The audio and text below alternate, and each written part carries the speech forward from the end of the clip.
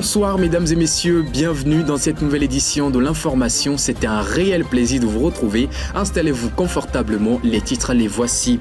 Nous parlons finance de 1,2 milliard de dollars actuellement. Le portefeuille de la Banque mondiale pourrait très prochainement atteindre les 2 milliards de dollars au Togo.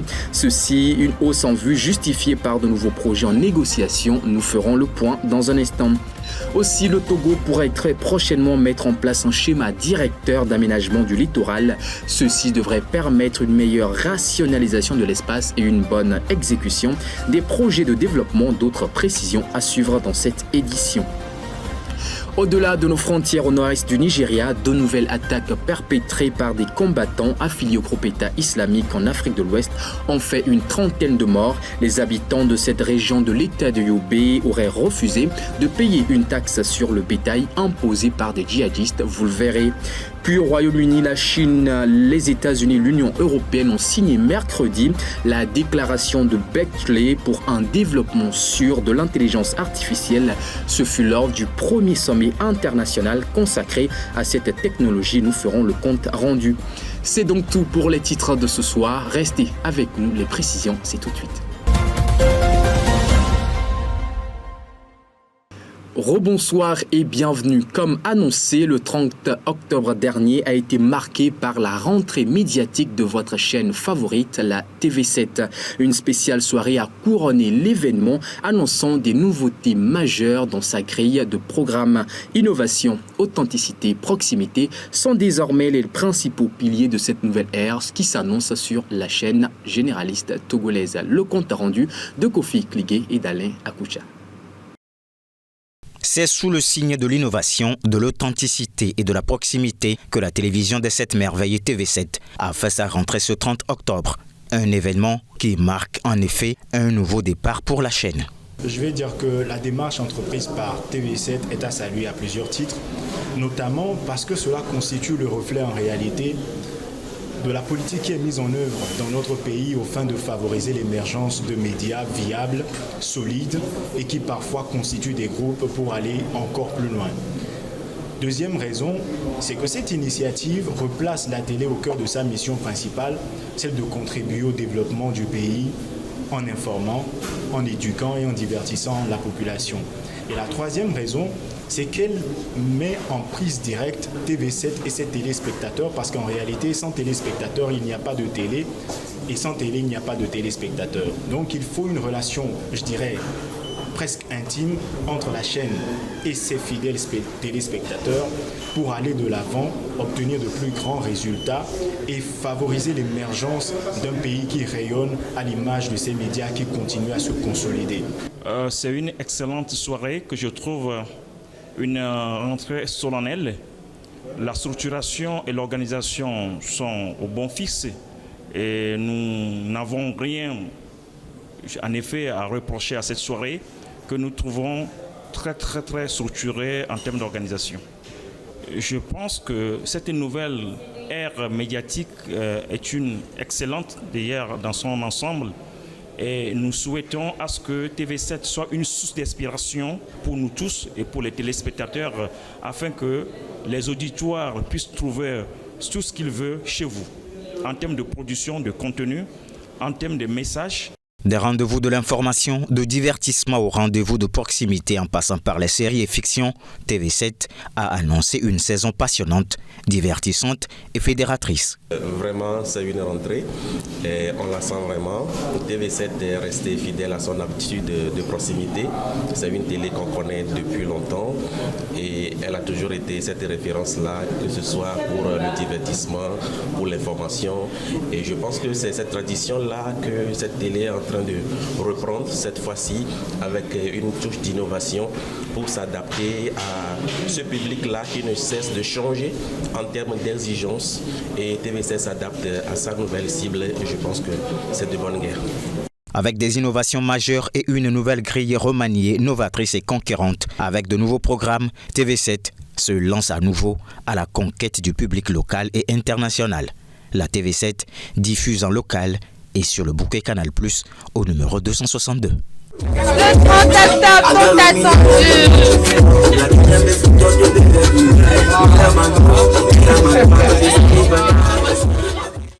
Le portefeuille de la Banque mondiale au Togo pourrait connaître une augmentation dans les prochaines années. Actuellement de 1,2 milliard de dollars, il pourrait atteindre 2 milliards au Togo, surtout en raison des nouveaux projets en négociation avec les autorités togolaises. On en parle et c'est avec ce reportage signé Promise Komebe et Kofi Kligé. Après s'être quadruplé entre 2018 et 2023, le portefeuille de la Banque mondiale au Togo devrait franchir la barre des 2 milliards de dollars dans les 3 prochaines années, les indicateurs étant encourageants avec de nouveaux projets en cours de négociation. En effet, sur le plan opérationnel, le Togo détient le plus élevé des taux de décaissement en Afrique centrale et de l'Ouest, soit 43%, avec 452,1 millions de dollars pour 7 projets nationaux en cours d'exécution, 597 millions de dollars pour 9 projets régionaux et 150 millions de dollars d'appui budgétaire. Le portefeuille actuel s'élève à 1,2 milliard de dollars et couvre divers secteurs, à l'instar du développement humain, les infrastructures, mais aussi la croissance économique. L'on attend assez des projets actuellement en négociation. Le projet Increased Digital Connectivity and Electricity Access, IDEA par exemple, devrait bénéficier d'un appui financier de 200 millions de dollars avec pour objectif d'améliorer la connectivité numérique et l'accès à l'électricité. Toutefois, il reste important de renforcer la gouvernance et assurer une utilisation efficiente des ressources en vue d'une allocation optimale de développement destinée aux actions à fort impact sur la vie des populations. Selon l'institution de Bretton Woods, l'on devra aussi accélérer les procédures de passation des marchés publics qui affichent aujourd'hui des délais supérieurs à la moyenne de 100 jours qui constitueraient un frein à la mobilisation rapide des fonds, mais aussi à la réalisation des projets. Tout autre sujet touchant l'environnement à présent, très prochainement, un ambitieux schéma directeur d'aménagement du littoral pourrait être validé. L'initiative a pour but d'optimiser l'utilisation du littoral, de relever les défis climatiques, de promouvoir le développement économique, mais également de promouvoir le développement touristique soutenu par des institutions internationales de premier rang. C'est ce que révèle Harold Messon-Addo dans son reportage. Au Togo, d'importants développements se dessinent le long de son littoral et de son espace côtier, avec l'approbation imminente du schéma directeur d'aménagement du littoral, SDAL. Ce plan, basé sur des données scientifiques et une approche de gestion écosystémique, vise à optimiser l'utilisation de ces zones et à faire face aux défis posés par le changement climatique, à dynamiser l'économie et le tourisme le long de la côte togolaise et à améliorer la gestion de cette région stratégique. Le SDAL représente une initiative d'envergure pour le Togo, visant à mettre en œuvre de manière efficiente des projets de développement côtier, tout en promouvant une gestion globale et durable de l'écosystème côtier. Cette initiative est étayée par le soutien d'institutions internationales comme la Banque africaine de développement, BAD, et la Banque mondiale, qui reconnaissent l'importance de ce projet pour le développement durable et la résilience face au changement climatique dans la région. Pour rappel, la région côtière togolaise est aux prises avec plusieurs défis cruciaux. L'érosion côtière en première ligne de ses préoccupations entraîne la disparition de villages, la perte de terres fertiles et la mise en péril d'infrastructures balnéaires essentielles. Les effets du changement climatique, notamment l'élévation du niveau de la mer, la salinisation des terres et l'acidification des sols, affectent la biodiversité et les ressources naturelles, tout en présentant un défi majeur. De plus, les conflits d'usage des ressources naturelles qui opposent différents acteurs tels que la population locale, les pêcheurs, les gestionnaires d'aires protégées et les exploitants miniers peuvent entraîner des situations géopolitiques complexes. La mise en œuvre du SDAL est essentielle pour atténuer ces problèmes et protéger la côte togolaise des menaces qui pèsent sur elle.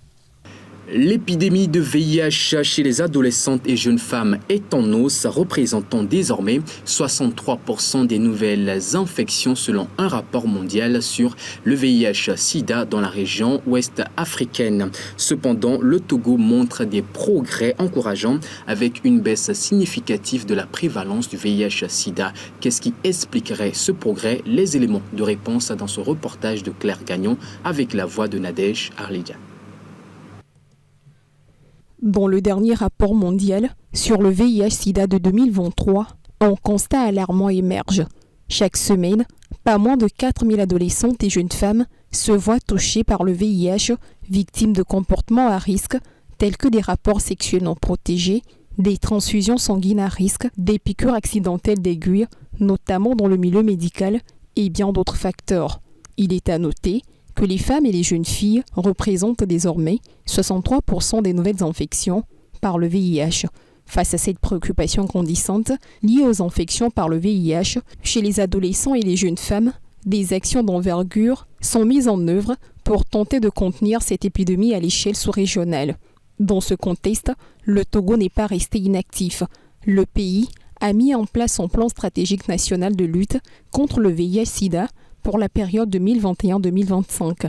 D'énormes efforts sont déployés pour intensifier le dépistage du VIH à travers le Togo afin d'endiguer sa propagation. Les données issues du rapport des activités de lutte contre le VIH-Sida menées l'année précédente au Togo sont encourageantes. La prévalence du VIH est estimée à 1,7 en 2022, marquant une baisse significative par rapport au taux de prévalence de 2,2 en 2018. Cette tendance à la baisse au cours des dernières années offre une lueur d'espoir. La population est vivement encouragée à maintenir ses efforts pour se protéger et à se soumettre au dépistage afin d'assurer une meilleure prise en charge en cas de contamination. Le Togo s'est hissé en tête des exportateurs de soja bio vers l'Europe. Le pays affiche ainsi une croissance exceptionnelle de sa production, visant à atteindre les 500 000 tonnes et renforçant ainsi sa position de leader dans ce secteur clé de son économie. Les précisions dans ce reportage d'Harold Messan-Atto. Le Togo s'est hissé au sommet des exportateurs de soja biologique vers l'Europe, surpassant même la Chine et l'Inde. La production de soja a connu une croissance ces dernières années, passant de 50 000 tonnes en 2015 à 250 000 tonnes en 2021. Cette expansion de la production de soja a propulsé le Togo en tête de la liste des pays exportateurs de soja bio vers l'Union européenne. Il convient de noter que bien que le soja togolais soit de plus en plus prisé en Europe, il ne fait pas encore partie des habitudes alimentaires locales. L'objectif du Togo est d'atteindre une production de 500 000 tonnes de soja. Une vision renforcée par le fait que la culture du soja est moins contraignante que celle du coton, la culture de rente principale du pays.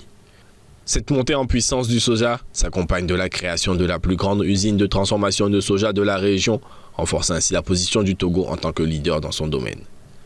La relation commerciale entre le Togo et l'Union européenne revêt une importance cruciale, principalement axée sur les produits agricoles, en particulier les produits biologiques. Le Togo est devenu le premier exportateur de produits biologiques vers l'UE, au sein de la communauté économique des États de l'Afrique de l'Ouest CEDEAO, et le deuxième exportateur continental vers l'Europe, juste derrière l'Égypte. Parmi les produits biologiques les plus prisés figurent l'ananas et le soja, qui incarnent la réussite du Togo sur la scène internationale en matière d'exportation de produits biologiques. Une croissance impressionnante qui témoigne de la force et du potentiel du secteur agricole togolais sur la scène mondiale. Restons dans le registre agricole pour nous intéresser au café et au cacao qui font partie des produits destinés à l'exportation au Togo. Ces dernières années, ces exportations sont en constante augmentation. Une nouvelle hausse a été enregistrée par le comité de coordination de la filière. Quel est le bilan sur ces 3 dernières années? On fait le point avec ce reportage de Jessica Rallo et de Nadège Arleja. Au Togo, le café et le cacao constituent après le coton des cultures traditionnelles d'exportation qui procurent d'importants revenus en devises. Les exportations des deux produits ont enregistré une nouvelle augmentation. En bilan, établi par le comité de coordination de la filière CCFCC sur les 3 dernières années, démontre plus nettement cette hausse. Dans un premier temps, la tonne de café vendue est passé de 2000 tonnes en 2021 à 3200 tonnes en 2022. Ceci représente une hausse de 60%. La quantité de cacao exporté était ressortie à 5500 tonnes en 2022 contre 5400 tonnes en 2021, ce qui montre une progression d'environ 2%. Au terme de la campagne de commercialisation 2022-2023, la quantité de café est passée à 3500 tonnes et le cacao à 9000 tonnes. Comparativement à la campagne précédente, le café reflète une haute tendancière de 9% et de 63% pour le cacao. Cette prouesse a été possible grâce aux campagnes de commercialisation effectuées pour promouvoir leur vente. Ces initiatives ont été lancées depuis 2021. Petit producteur, par sa superficie, le Togo exporte ses produits caféiers et cacaoyers vers des pays comme le Maroc, l'Allemagne, la Belgique, la France, l'Espagnol, l'Italie, l'Israël ou encore la Chine. Notons qu'en dehors de ces deux produits, qui sont le café et le cacao, le Togo exporte aussi principalement l'huile de palme, le coton, le soja et des produits marins. Actualité à l'étranger à présent, au Nigeria, une trentaine de personnes ont perdu la vie dans 2 attaques perpétrées par des djihadistes. Les événements ont eu lieu dans le nord-est du Nigeria, plus précisément dans l'état de Yobe sous contrôle djihadiste. On fait le point avec ce reportage. Au moins 37 personnes ont été tuées dans le nord-est du Nigeria dans 2 attaques distinctes. Mercredi, 22 hommes qui rentraient chez eux ont heurté une mine apparemment posée par des djihadistes. 20 d'entre eux ont alors péri et 2 autres ont été grièvement blessés. Ces personnes revenaient d'un enterrement de villageois qui avaient été tués par des combattants affiliés au groupe État islamique en Afrique de l'Ouest. Ces villageois de cette localité agricole de l'état de Yobe auraient, selon des sources locales, refusé de payer une taxe sur le bétail imposée par les djihadistes. Dans les régions reculées du Nigeria, les miliciens et les groupes armés exigent parfois des taxes aux communautés pour exercer leur contrôle et collecter des fonds. Au cours des 2 dernières années, les djihadistes ont mené des attaques au-delà de leur bastion dans le nord-est de l'état de Borno. Les attaques de militants en guerre depuis 14 ans se sont atténuées dans cette partie du Nigeria et ceux-ci ne contrôlent plus de vastes pans du territoire, mais ils continuent d'attaquer les zones rurales, des bases militaires et de tendre des embuscades aux convois. C'est désormais acté, l'Ouganda n'importera plus du pétrole depuis le Kenya. Les compagnies pétrolières ougandaises devront désormais s'approvisionner auprès d'une entreprise internationale dénommée Vitol. D'autres détails sur l'initiative avec ce reportage. Jusqu'à présent, l'Ouganda importait son pétrole du Kenya. Mais bientôt, les compagnies pétrolières devront s'approvisionner auprès d'une entreprise internationale. C'est ce qu'a annoncé cette semaine la ministre ougandaise de l'énergie. Désormais, c'est Vitol qui fournira la compagnie nationale ougandaise de pétrole, qui à son tour le vendra aux exploitants de stations-service. Selon les données de la Banque centrale ougandaise, le pays a importé pour 1,6 milliard de dollars de produits pétroliers en 2022. L'Ouganda étant enclavé, il importe 90% de son or noir à travers des sociétés étrangères, un système qui l'expose parfois à des ruptures d'approvisionnement et à un prix du carburant élevé. L'Afrique de l'Est dispose de moins d'1% des réserves mondiales de pétrole, concentrées principalement dans 3 pays, le Kenya, l'Ouganda et le Soudan du Sud. Les récentes découvertes de gisements en Ouganda font l'objet d'un vaste projet pétrolier par le géant Total. Composé de plus de 400 puits de pétrole, il est source de controverses en raison de son possible impact sur l'environnement et violation de droits humains.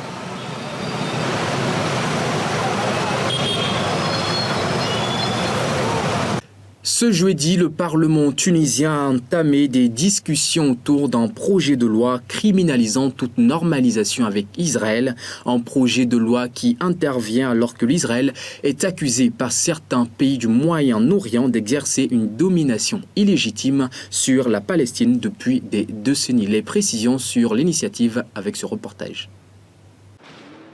Le Parlement tunisien a entamé jeudi des débats autour d'un projet de loi qui considère comme un crime et punit d'une peine de prison pouvant aller jusqu'à la perpétuité toute normalisation avec Israël. Un texte inédit pour la région. Ce projet de loi comprend 6 articles. Nous maintiendrons notre position selon laquelle la question palestinienne est une question centrale pour notre peuple. Nous sommes opposés à la normalisation et à la reconnaissance de la légitimité de cette entité sioniste. Participer à des activités, événements, manifestations de tout ordre, politique, économique, scientifique, artistique ou sportif, se déroulant sur le territoire occupé ou contrôlé par Israël est également prohibé par ce projet de loi. Nous sommes fermement convaincus que la Palestine doit être libérée du fleuve à la mer, que la patrie entière doit être restaurée et que l'État palestinien doit être établi avec la Sainte Jérusalem comme capitale. Malgré un consensus sur le texte entre les 160 députés, le Parlement ne devrait pas voter immédiatement cette loi. Selon plusieurs observateurs, il faudra du temps pour exprimer un avis sur ce projet. Conflit israélo-palestinien à présent, l'Égypte a annoncé ce jeudi s'engager à faire évacuer au moins 7000 étrangers et binationaux de la bande de Gaza, territoire en proie à une situation humanitaire critique résultante de la vaste opération militaire exécutée par Israël au lendemain de l'attaque du 7 octobre dernier par le groupe Hamas. 76 blessés palestiniens et 335 étrangers ou personnes ayant la double nationalité ont été autorisés à passer de la bande de Gaza à l'Égypte mercredi. Des civils franchissent ainsi pour la première fois le point de passage de Rafah depuis le blocus total de Gaza instauré par Israël après l'attaque du Hamas le 7 octobre. Les autorités égyptiennes avaient indiqué qu'elles autoriseraient 90 blessés palestiniens et environ 545 étrangers et binationaux à franchir la frontière mercredi. Dans la foulée, l'Organisation mondiale de la santé a appelé à un accès urgent et accéléré de l'aide humanitaire, y compris du carburant, de l'eau, de la nourriture et des fournitures médicales dans et à travers la bande de Gaza. L'Égypte va aider à évacuer environ 7000 étrangers et binationaux de la bande de Gaza, a annoncé jeudi son ministère des Affaires étrangères.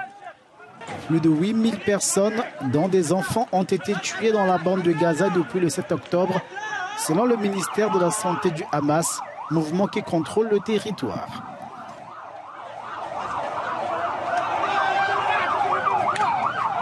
C'est un accord historique. Hier, mercredi, les États-Unis, la Chine et les pays de l'Union européenne ont procédé à la signature d'une déclaration commune portant sur les risques aux intelligences artificielles. L'objectif reste naturellement celui de s'assurer d'un développement et d'une utilisation sûre et responsable des IA.